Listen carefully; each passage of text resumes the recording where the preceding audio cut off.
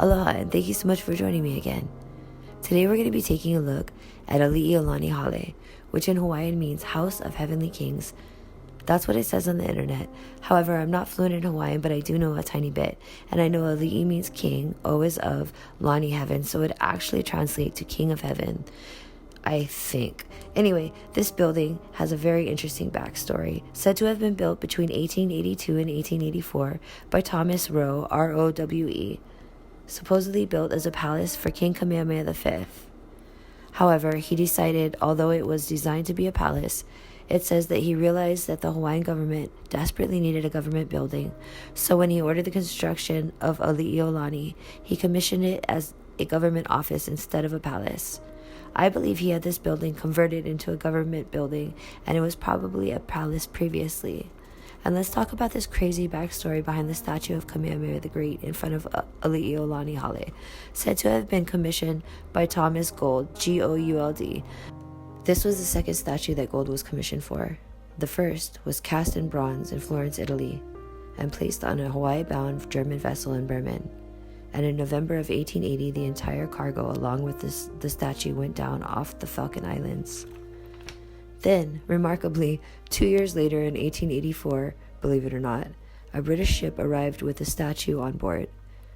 A British sea captain had seen it as it was being fished out of the water in the Falklands, purchased it, and brought it to Hawaii. In the meantime, a second statue was commissioned that arrived in 1883, where King Kalakaua unveiled it. However, Thomas Gould died in 1881, so who actually cast these statues? And who in the world would fish out an 18-foot bronze statue from the water? And then it just so happens that some random guy is sailing past like, hey, check that thing out. I should buy it and take it to Hawaii. Like, let me go way out of my way for no reason at all. I'm so sure.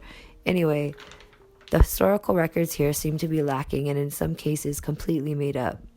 Here's an interesting story about a native Hawaiian man, Henry Opuka Haia, who traveled to New Haven, Connecticut to study English, Christianity, as well as other subjects. So basically, these guys were going abroad for school. Around 1814, he began to work on a Hawaiian grammar book with hopes of translating the Bible into Hawaiian and returning to Hawaii. I don't see this guy going back to sleep in his little grass shack. It's so obvious Hawaii was modern and sophisticated at this point in time. In fact, under the rule of the monarchy, Hawaii was one of the most literate nations in the world. I find it so interesting how different the truth is compared to the mainstream narrative. Anyway, I truly hope that you appreciate this short presentation. Don't forget to like, share, and subscribe.